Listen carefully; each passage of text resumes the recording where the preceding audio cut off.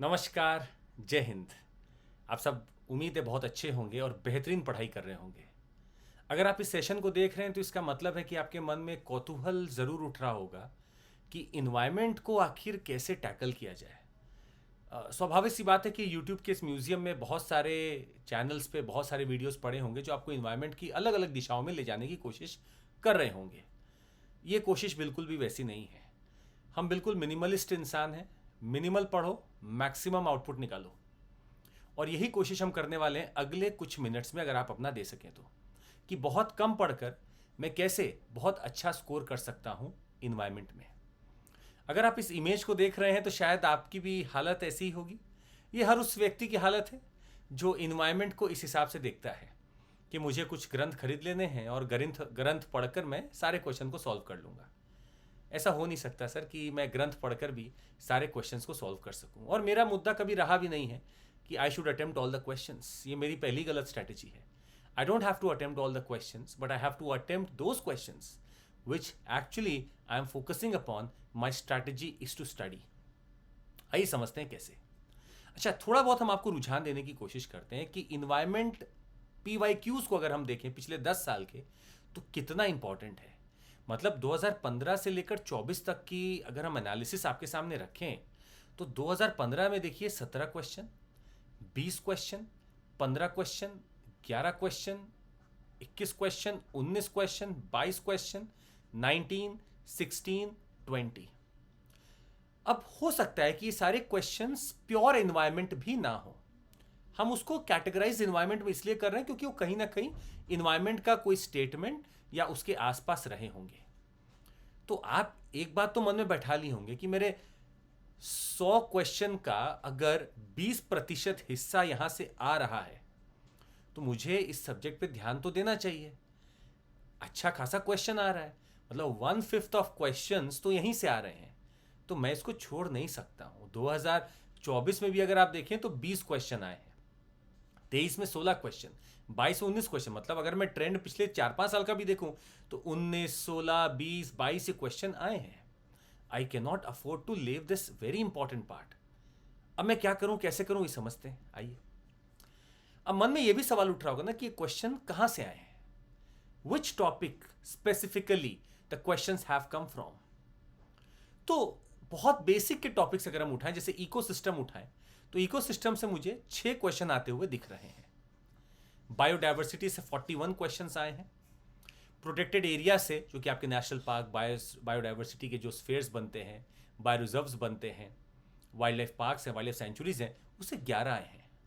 Convention से, organisation से, international और नेशनल जोड़कर 23 आए हैं। लॉज एंड पॉलिसीज से 23 आए हैं। फॉरेस्ट और उनके रिलेटेड लॉज से 5 क्वेश्चंस आए हैं। Terms in news 7 questions. Agriculture 18 question, तो हमने एग्रीकल्चर को भी यहां पे ऐड करने की कोशिश की है। Unconventional sources of energy 12, pollution 19, climate change से भी 15 क्वेश्चंस आए हैं। अच्छा, अब आपके मन में एक चीज तो साफ दिख रही होगी, अगर मैं इन आंकड़ों को देख रहा हूं तो आई एम श्योर कि मेरे बायोडायवर्सिटी का अच्छा खासा दबदबा तो रहा है, 41 questions. And then I have conventions, organizations having 23 questions. Again I have laws and policies 23 questions. मतलब ये 3 भाग को अगर मैं पकड़ूं, 41, 23, 23, मतलब 41 प्लस 46। अगर मैं 41 प्लस 46 क्वेश्चंस यानी टोटल 87 क्वेश्चंस यहां से देख रहा हूं, that is a great chunk. अच्छा खासा क्वेश्चन आ रहा है यहां से। तो मान लीजिए जब मैं इन्वायरमेंट की तैयारी करने बैठूंगा तो मेरा अब एक मुद्दा सेट है, फोकस सेट है कि I have to focus upon biodiversity, I have to focus upon conventions and organizations, and I have to focus upon laws and policies. ये तो कंफर्म है, मतलब मेरा प्राइमरी सेट हो गया। These are my priority areas. Biodiversity मुझे करना ही है, कन्वेंशंस ऑर्गेनाइजेशंस करना ही है, लॉज एंड पॉलिसीज करना ही है। ये मेरा प्रायोरिटी सेट हो गया। So my first priority is studying well. Number 1 biodiversity, number 2 conventions and organisations, number 3 is laws and policies. Fix हो गया। फोर्थ क्या पढ़ सकता हूं भाई, मुझे वो भी यहीं से जवाब मिल रहा है। मैं अपने पोल्यूशन को 19 क्वेश्चन आए हैं, एग्रीकल्चर से 18 क्वेश्चंस आए हैं, मतलब मैं ये इजीली अवेलेबल है और मैं पढ़ सकता हूं। तो मैं अपना सेकेंडरी पढ़ूंगा पोल्यूशन और एग्रीकल्चर को। उसके बाद मैं चाहूं तो क्लाइमेट चेंज के ऊपर पूरे जो भी आर्टिकल्स हैं वो चीज़ों को पढ़ सकता हूं। ये मैं टर्शरी पे पढ़ सकता हूं, पर मेरा प्राइमरी सेकेंडरी बहुत इंपॉर्टेंट है, क्योंकि majority of the questions are from these areas only. मतलब मैं 4 या 5 प्रायोरिटी एरियाज दे रहा हूं, तो biodiversity, conventions organizations, laws and policies, pollution and agriculture, my job is done. मुझे सारे क्वेश्चंस तो करने भी नहीं है ना। अगर मैं इनमें से निकाल लूं तो कहां से पढ़ूं ये अगला सवाल है। तो अगर डिफिकल्टी लेवल में देखूं तो क्वेश्चन इजी वाले 27% ही रहे हैं। इसका मतलब है कि मैं सिर्फ एक बार रीड कर लूं और काम बन जाए, ये जरूरी नहीं है, क्योंकि 27% ही इजी क्वेश्चंस हैं। डिफिकल्ट 23% है, मतलब मुझे सब कुछ आता हो ये भी जरूरी नहीं है, और डिफिकल्ट क्वेश्चंस 23 ही हैं। पर अराउंड 50% मीडियम डिफिकल्टी के हैं, अराउंड 50%। दैट मीन्स मैं रीड करूं, फिर स्टडी करूं और फिर उसको रिवाइज करूं। अगर मैं RSR स्ट्रेटजी फॉलो करूं, read, study and revise, I think that can set in to my head. 50% questions medium level के आ रहे हैं, जो सब लोग नहीं कर सकते, पर वो लोग जो रीड, स्टडी एंड रिवाइज कर रहे हैं वो कर सकते हैं। पर फिर आप पूछेंगे सर कहां से आ रहे हैं क्वेश्चंस? तो sir UPSC says that anything under the sky could be asked, but I would say let's not take up anything. हम आपको लिमिटेड सोर्स ही देंगे, आप बस उतना ही करें और आप उसी पे स्टिक करें। I will give you a hint there. मुझे क्लास 12th बायोलॉजी एनसीईआरटी करनी ही करनी है। ये मुझे फंडामेंटली स्ट्रॉन्ग कर देगी regarding my static portions of environment and ecosystem. इतना काम आप कर सकते हैं। दूसरा, आप हमारे नोट्स ले सकते हैं, बहुत इजीली आपकी क्लासेस होती हैं, और सिर्फ हम अपने नहीं बोल रहे। I believe every other educator who is genuine enough, वो आपको बेहतरीन कंटेंट दे रहा होगा। नोट्स आपके होने चाहिए। ये नोट्स आपका बेसिक तैयार कर देंगे। या तो आप हमारे नोट्स ले लें, इजीली अवेलेबल हैं, या फिर आप किसी का भी नोट्स ले सकते हैं। I am giving it to your choice, your wisdom. पर मेरा एनसीईआरटी पढ़ना है और मुझे नोट्स तो पढ़ना ही है। ये दो चीज हो गई मेरी। ग्रंथ नहीं पढ़ना, मुझे नोट्स पढ़ने हैं। तीसरा, ये मस्ट है, आपको न्यूज़पेपर्स और पीआईबी, इन दोनों का अच्छा अध्ययन करना होगा। You have to study newspapers and PIB in context with environmental questions. And the questions, I must say, are greatly inspired from current affairs. Greatly inspired. Most of the questions, they're inspired from what has been going on since last 2 years. They are going to put you through. So if I have the topics listed in the newspapers, can I make an index of it? मैंने एक index बनाया कि अच्छा मेरे पास total आ रहे हैं 100 topics. These are the topics that I have to hit upon. मैं इन्हीं 100 टॉपिक्स को पढ़कर एग्जाम देने जाने वाला हूं, क्योंकि मैं सब नहीं पढ़ सकता। That has never been my strategy. एक मैगजीन है, I would not say कि आप इसको thoroughly पढ़ें, but there are questions that have been inspired from Down to Earth magazine also. It's a very important book for geography people, geography optional people, and even I would say environment. अगर आपको लगता है कि मेरे पास समय है तो आप डाउन टू अर्थ पढ़ें। अगर आपको लगता है नहीं समय, तो इसका जिस्ट एग्जाम के पास 1 हफ्ते में आपको डाउन टू अर्थ का 1 साल का जिस्ट बस पढ़ लीजिए, और यहां पे जो भी टॉपिक्स हो आप रिलेट कर लीजिए कि क्या ये टॉपिक्स मेरे यहां पर थे। अगर हैं तो वेल एंड गुड, और अगर नहीं है तो आप इनको अलग से पढ़ लें। These could be very important. तो 4 ही चीज हमने आपको बताई। एनसीईआरटी, माई नोट्स, मतलब या तो आपको हमारे नोट्स मिल जाए मार्केट में, या आप ऑनलाइन डाउनलोड कर लीजिए, या फिर किसी भी एजुकेटर का जो आपको पसंद आ रहा हो। न्यूज़पेपर से पीआईबी मस्ट है, और डाउन टू अर्थ अगर आप कर सकें तो जैसे ही पीटी आ रहा हो तो आप देख लें। बस जो पहला इमेज हमने आपको दिखाया था, जो ग्रंथ लेके व्यक्ति बैठा है, मुझे ग्रंथ नहीं चाहिए। आई डोंट नीड ग्रंथ फॉर दिस।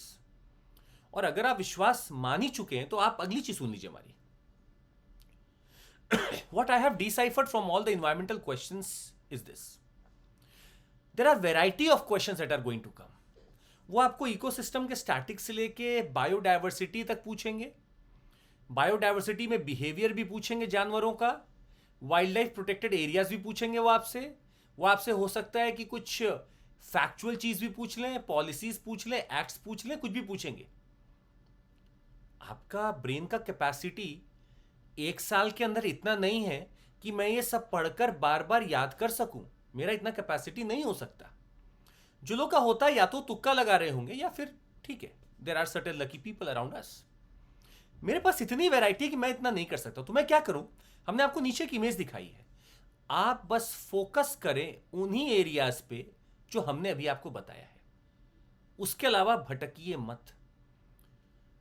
अगर आप टोटल 20 क्वेश्चन में से 12 क्वेश्चन भी सॉल्व कर देते हैं, you are an excellent candidate to sit in the mains examination. मुझे बस कट ऑफ क्लियर करना है। आप 12 कर लीजिए, एक्सलेंट है। अगर आप 11 भी कर लेते हैं 20 में से, you are still too good. आप सोचिए 20 में से मैंने 10-11 क्वेश्चन कर लिए, जो कि मेरे लिए बहुत अच्छा है। मेरा कट ऑफ कितना जा रहा है आप देखिए। अगर पूरा भी देखें तो ऑलमोस्ट 85 टू 95 इसी रेंज में जाता है कट ऑफ आजकल, क्योंकि डिफिकल्टी लेवल बढ़ रहा है। They have remove the elimination strategies. उस समय में जहां एलिमिनेशन काम नहीं कर रहा है, 3 स्टेटमेंट में से मुझे सब आते हो जरूरी नहीं है, पर जो आता हो वो पक्के से आता हो। इसीलिए I am saying be minimalist.